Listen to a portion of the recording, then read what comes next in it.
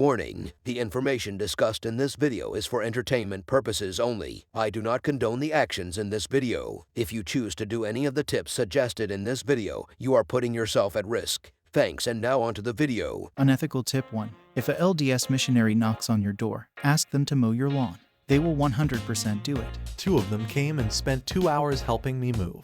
I posted on FB that I was broke and needed help, and they had missionaries that served that zip code contact me and come out. One guy had a broken arm, but I was grateful for any help as it was a move from hell. Had 2 of them come to my door when my brother was in the process of moving. He told them he was busy packing and moving so he couldn't talk.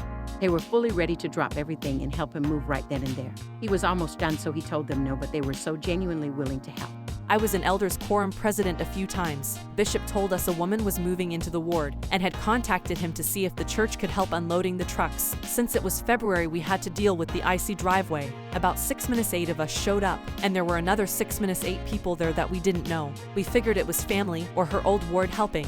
None of us thought to do more than basic intros and then dive into unloading the trucks. Woman is there with her daughter and a very young grandkid. She unlocks the door and garage and shows us the rooms so we know what goes where when we're unloading stuff to the upstairs apartment. After a few hours, we're to the large items and we can't get the couch up the stairs. We start looking around for the woman. No sign of her or her daughter. Someone mentioned that she said she was going to get lunch for the kid. We realized that had been more than 2 hours ago, and almost immediately after we had started. This got us to talking. Turns out the second group was from a completely different church in our same town. She had done the same call to them claiming to be a member moving in and asking for help unloading. So she got a dozen plus people to show up and move all of her shit while she went off to do who knows what for the day. We literally never saw her again. We put the rest of the stuff in the garage, locked up with keys in the mail slot, and left. We all knew we had been scammed, but we laughed it off as we parted ways. Unethical tip 2. Throw back the blue bumper sticker on your car. I haven't gotten a ticket in 5 years. I put a Stargate SG-1 bumper sticker on my car, and I haven't gotten a ticket in 10 years. Also, if in Southern California around La area, there are license plates framed with KMA30, X's numbers, that were the old call signs for the police department. LAPD officers often get the plate frames for family members and significant others, and it drastically cuts down on getting pulled over. But the occasional time you do, you will often be greeted, "Who do you know on the force?" or something similar, so be ready with the story. Look up cops who have died in the past 5 years and choose one. I used to know Dave from Precinct 2, rest his soul. What did you think of Dave? He was a good guy. He had it rough, but deep down a good guy. Unethical tip 3. You always have 4 living grandparents at the start of any new job. Many workplaces offer bereavement leave for the death of a close family member, often with no proof of such events occurring. To avoid any potential mishaps, only kill off relatives that have already passed. 4 at least. If your parents or grandparents ever split and Right, came here to say this. You could technically start every job with 8. I'll see you're 8 and raise you 16. They really love to remarry. My grandmother has died at least 3 times in the past 5 years. God rest her soul. I read about a woman who lost 4 grandmothers in a short enough time for people to remember and ask questions. Turned out her biological grandmothers were both lesbians and remarried women, and all 4 passed away in under 2 years of each other, if I recall. Although truth may be stranger than fiction, keep your stories straight and boring to avoid question. Unethical tip 4. If anyone is yelling at you in public, girlfriend, boyfriend, whatever, even if it's your fault, remain calm, look at them sincerely, and keep repeating, "You really need to stop drinking." I learned at a very early age, the louder and angrier someone gets, you should counter that with getting calmer and more rational. Drives them fucking insane. They look like a lunatic. As a security guard, this is the most fun I have, even more than being myself. Had to remove someone from my building and Buddy was just yelling and screaming obscenities at me. Instead of joining in, sadly my normal go-to, I simply kept repeating after each hurled insult, "Thank you, have a great day." He eventually got so mad he lost the ability to speak. I spent the rest of my shift giggling randomly. An old bouncer's trick is that if someone starts getting loud and belligerent, to pretend to be on their side and say, "Yeah, you're totally right. It's loud in here though, let's talk outside about this," and then once they're outside, just don't let them back in. Unethical tip 5. If there's an Airbnb near your apartment, pay for a friend to spend a single night there so you can obtain their Wi-Fi password.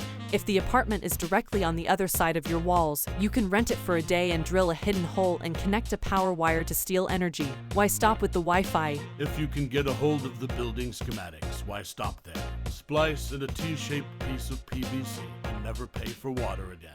I hope you're enjoying the video so far. Please like and subscribe for more videos like this. I'll be posting videos every Monday, Wednesday, and Friday. Thanks, and now back to the video. Unethical tip 6. If you're too drunk to drive home but want your car for the morning, disconnect a spark plug cable and call AA. Some AA services actually advertise towing services for when you're drunk. It's called Tipsy Toe. I have AA Gold. Is this just in their fine print? I'm definitely interested. Yes, but it also says you have to be dressed really slutty. Plan ahead. Luckily for me, I'm always dressed slutty. That's my secret, Cap. I'm always slutty. The incredible slut. Unethical tip 7. If you want to get off of work early without any pushback, keep 50 milligrams zinc tablets handy. When taken on an empty stomach, you will throw up violently in 5 to 10 minutes. I found this out by accident. It will give you the day off in a pinch. Warning, this is not comfortable and you risk damage to your teeth and esophagus. Not to mention I threw up so hard that it burst blood vessels on my face. But you'll be home, so. If you need to poison yourself to get off work, perhaps you need a new job. On the other hand, you can run to the bathroom and get your hands wet and rub your eyes really hard for 60 seconds. Approach whoever it is you're reporting to and tell them you just vomited blood. Cutting a finger off just improves your chances, but it's limiting the number of times this can be pulled off. Unethical tip 8. Skip the long lines at airports by bringing a cane. I brought a cane with me traveling for the holidays because I was planning on going on long walks, which sometimes gives me bursitis. My leg was completely fine at the time, but since it didn't fit in my bags, I was just carrying it around. Turns out, airport staff are cane-seeking missiles and grabbed me out of every line I got in and put me in an hour's faster cane user line. My spouse found that you are only allowed to carry a cane out of your luggage if you need it, so I was using it to walk. But I don't think I even needed the fake limp. It's not like they make you do a hopscotch or anything when they see you have one. It was me and like 2 old guys sprier than me speed running the airport with my spouse security, ticketing, queuing for the plane. Almost every part of the airport experience is easy if you've got a cane. If you've ever needed one, you'll know how to fake a limp pretty easily, but here's a guide. Cane goes in the hand opposite the injured leg.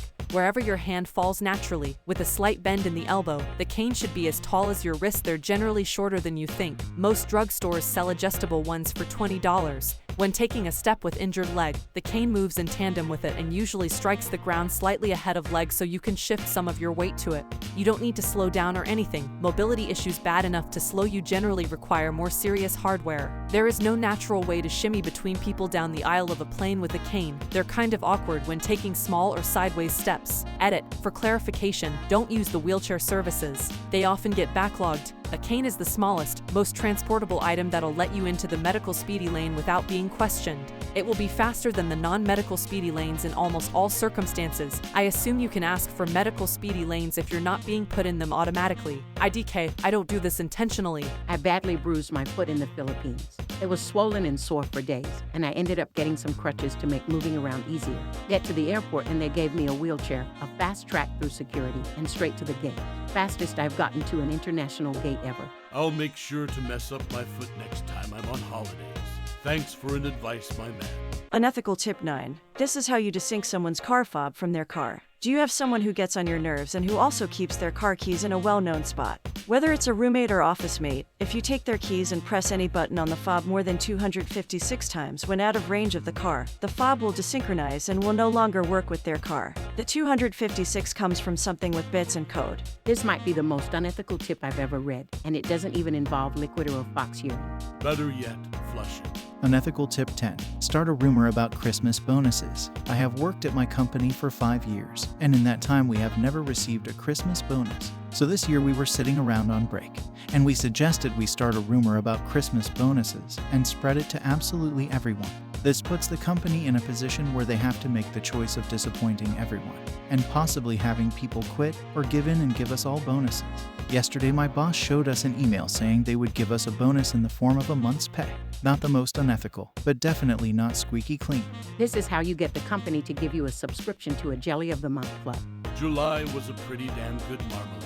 I think you overestimate how much the company cares about what the employees think and feel. I've ordered you guys some pizza. Merry Christmas. Thanks for watching. Don't forget to subscribe for more videos.